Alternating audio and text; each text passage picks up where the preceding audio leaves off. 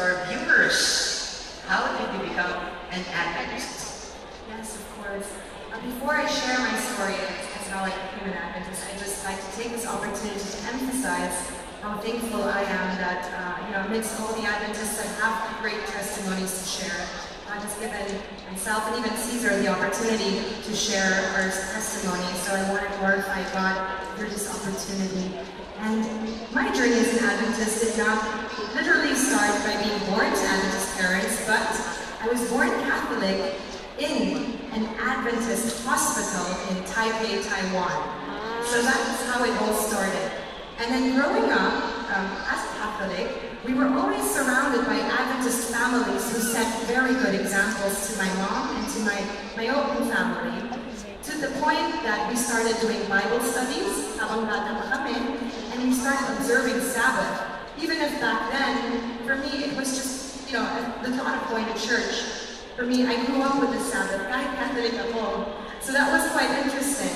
And eventually, fast forward to my college years, which I spent in New York, after 10 years of practicing the Adventist faith to my best abilities, I decided to get baptized at the Seventh-day Adventist Church in Manhattan, New York.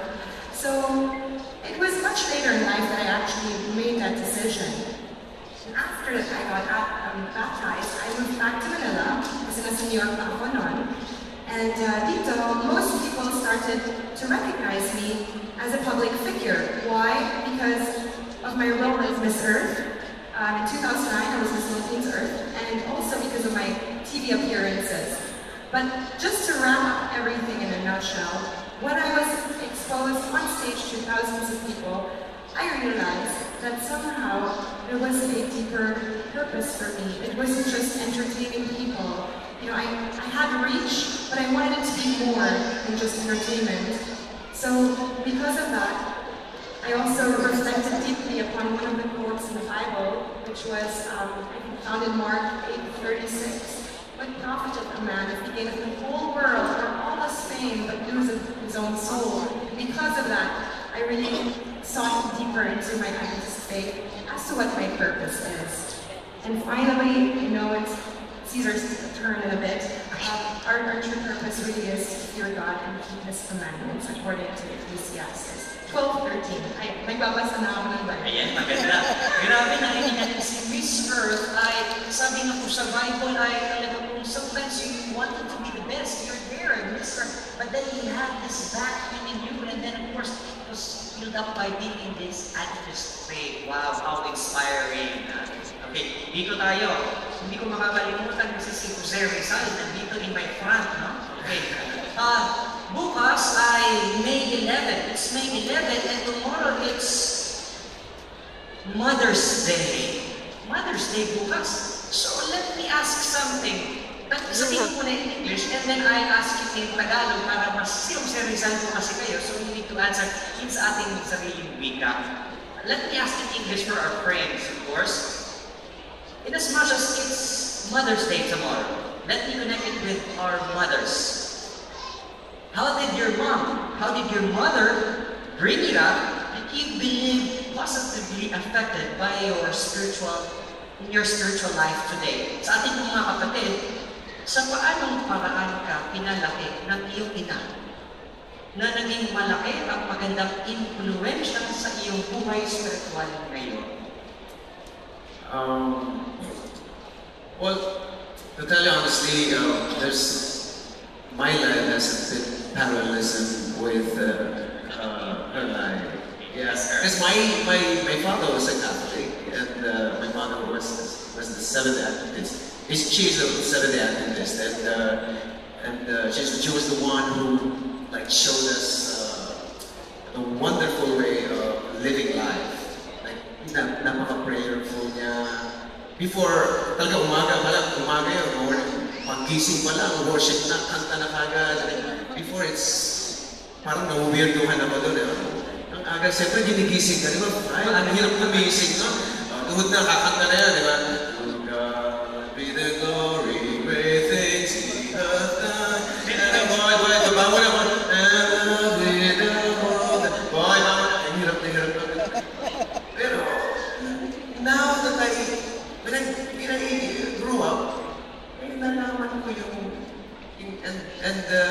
after you know God more, doon mo nalaman yung significance ng worship in the morning, significance of worship in the evening, yung bago mag-gabi na mag-set na yung sun. Doon mo nakikita yung kahalagaan na apart from me, you can do nothing. Pag mo sinabi ng Panginoon. Totoo pala yun. Before kasi nung nagsisimula ako sa Natos, I was doing this, I was winning an award naman, pero kahit na Cesar Montano na ako at akala ko ako yung may gawa ng lahat, di pala puro awa lang pala ng Diyos yung lahat. And according to Proverbs 3:5-6, di ba? Trust in the Lord with all your heart and lean not on your own understanding. In all your hearts, acknowledge me. I will direct your paths. Talagang i-direct niya talaga. Kasi noong kahit artista na ako, ba't parang malungkot pa rin ang buhay? Oo, nandoon yung kasawian. Hindi ka naman bakit. May pera ka naman, pero malungkot pa rin ang buhay. Pero iba yung buhay ng pakilala mo ang Panginoong Jesus. Amen. Kahit may dumarating na adversity sa buhay mo, kahit na anong trahedya ang dumating sa buhay mo, basta kasama mo ang Panginoon. Di ba? Andiyan siya, let me fight your battle. Di ba? Doon Exodus 14:14, be calm and I will fight your battle. Di ba? Sabay pa na Psalm 46 time nyo, di ba? Dito lang ako, quiet ka lang dyan, ako lalaban para sa iyo. Paano ka hindi magiging masaya na nakakampi mo ang Panginoon Diyos na mapapakarihan sa lahat? Na may kawalan lahat na siya, yesterday, today, and tomorrow, alam ko yan. Isa lang. Di ba? So, now I understand my mother. Now I understand the necessity of singing. At doon pala, pinakanta pala tayo ng Panginoon bago talaga magdasal. And the Holy Spirit, we ask Holy Spirit to pray with us because we do not know what to pray. Di ba? Siya yung nag-guide sa atin. Para siya yung magsasabi sa atin, eto yan. The Holy Spirit works together with us in prayer. Sabi nga sa Greek text, original Greek na sumantila panumay is I work with you against the trouble. I pray with you against the trouble. Sabi nga. I'm so inspired how you mentioned that you were there. You're Miss Earth, you're Jose Rizal, you're well-acclaimed. Both of you are there already. And yet you mentioned that without God, meron pang something that's really missing. Yes. So for now, we see, of course, with God feeling that, medyo mas maganda yung ating feel. Let me ask another question, of course, for our brothers and sisters to be inspired. What attracted you to the Adventist faith? Can you share with us? Thank you for that question. It's one of my favorite questions. To be honest, the Adventist faith for me is a complete system of truth. It's holistic in the sense that it covers all aspects of teaching, from, of course, our Sabbath itself, to our dress, to a message on health, the 8 laws of health that are found and based on Corinthians, right? So there's all types of messages in the Adventist faith that cover every aspect of your life, from whether you are just a young teenager to, let's say, someone who wants to start his family, and to just be justified and sanctified in the Lord again. It's a complete system of truth.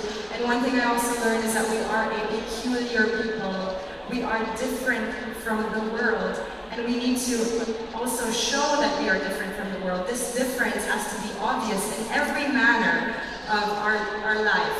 From the way we dress, to the way we speak, to the way we eat. 3 meals every day. That is a challenge, right? Because Adventists are known to be health reformers, to have a health message. And that is why I've been a vegetarian for more than 15 years. One of the best decisions I've made. And I can encourage all of you, step by step, kaya na rin yan. It's beyond impossible. As Cesar said, through Christ we can do anything. And He will also strengthen us, right? He's there to empower us to achieve this higher standard. Because to be honest, there is a higher standard. And and narrow is the path that leads us to heaven. So we need to progress in life. We cannot just say, okay na ako, ganitong kalagayan ko as an Adventist. No! Becoming an Adventist means so much more. And honestly, to even call ourselves Christians, right? There is a pattern that the Lord left behind for us, a blueprint that we need to follow. And it is all found in the Bible, in the Spirit of Prophecy. You can read up on it because ang promise ng Panginoon, hindi na tayo pabayaan. If we seek, we will find. If we want to better ourselves, according to God's standards, He will show us how. And it starts with our research. And that is why I really want us to realize how blessed we are as Adventists, because God has chosen us. Let us heed the call and let us finish His work here on earth. And of course, we have to prepare for heaven. Because ito yung na-realize ko from my recent church experiences, that heaven is not for everyone.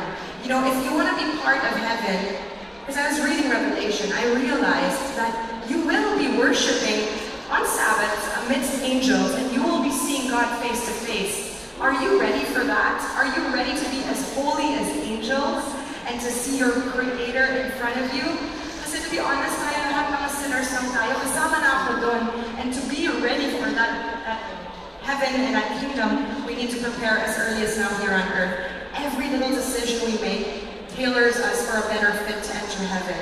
I really yes, I really feel inspired how you explain that we need to raise the standards. Taasan po natin. Hindi lang po tayo content kung sa yun na po. We need to raise the standards because God is our Father. And of course, being with His standards, of course, that will glorify Him.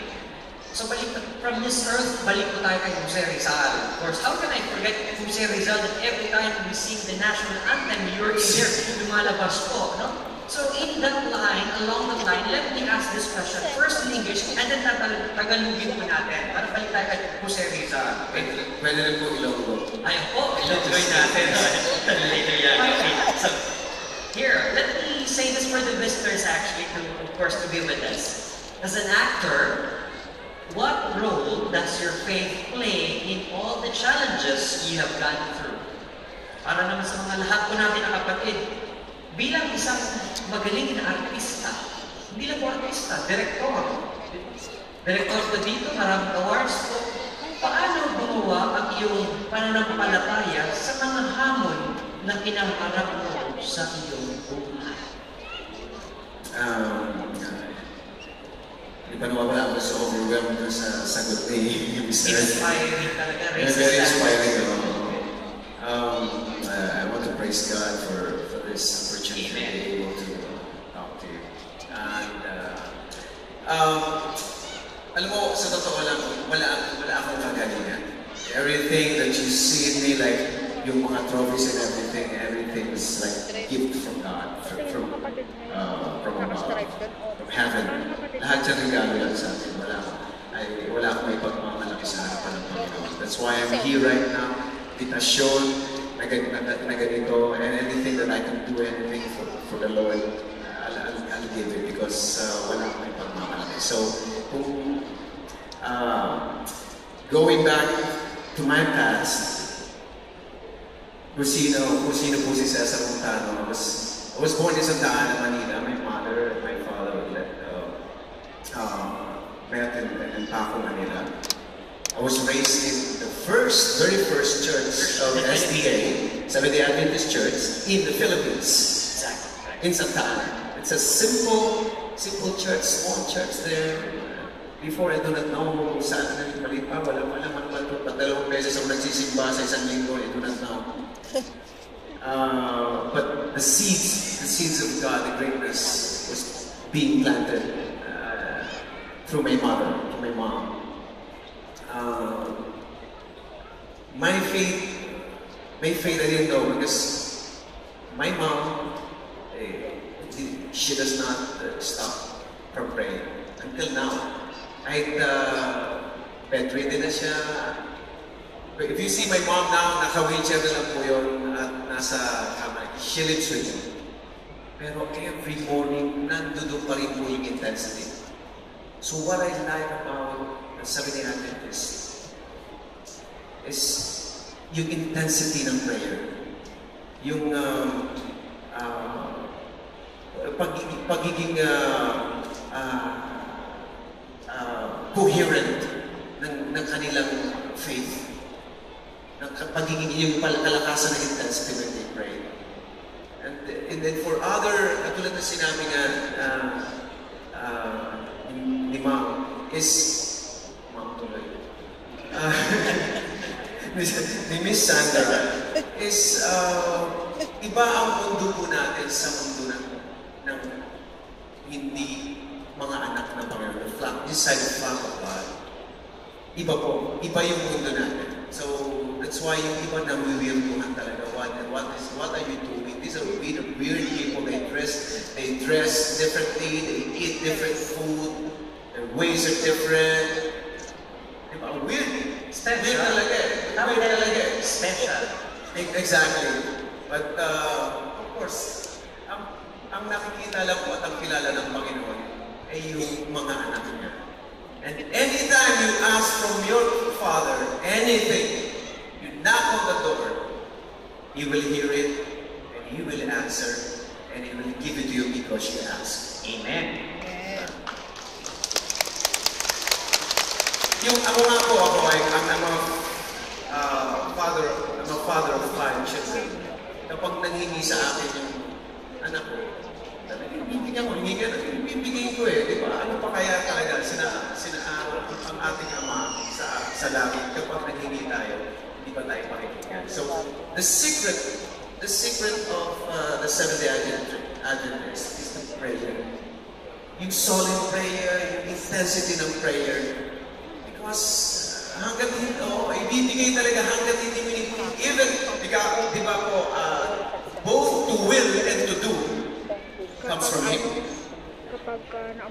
So yung will natin na mabuti po, nanggagaling din sa Kanya. Wala tayong pagmamalaki talaga. And to implement it, galing pa rin sa Kanya ang kalakasan. It's not by might nor by power, but by the Holy Spirit, says the Lord of hosts.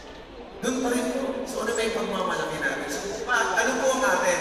We have to pray for it. We have to pray for it na magkaroon tayo ng magandang will this day. Sa isang araw lang, bukas ibang prayer na naman.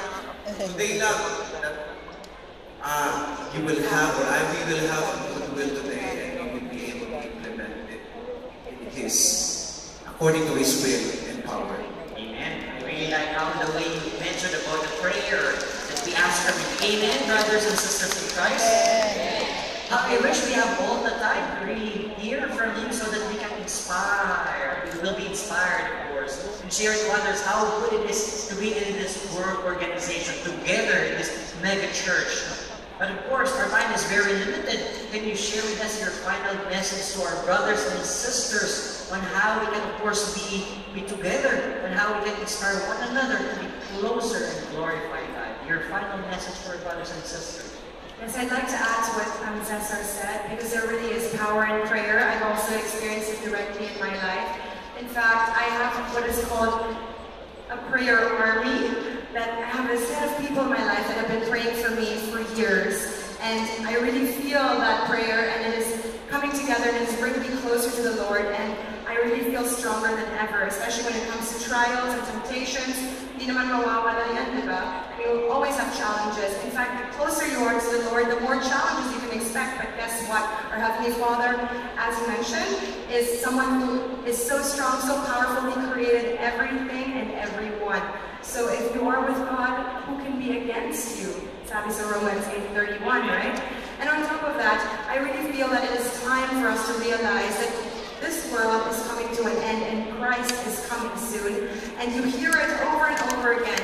But the reality is that His return also depends on our actions and how we move as His people, because He cannot come when everyone has not been exposed to the truth. The world needs to know the truth. The world needs to know about the standard, how they can prepare to meet the Creator. Once that has been done, He can come. But if you study carefully the sanctuary in particular, you will see that we are already in overtime.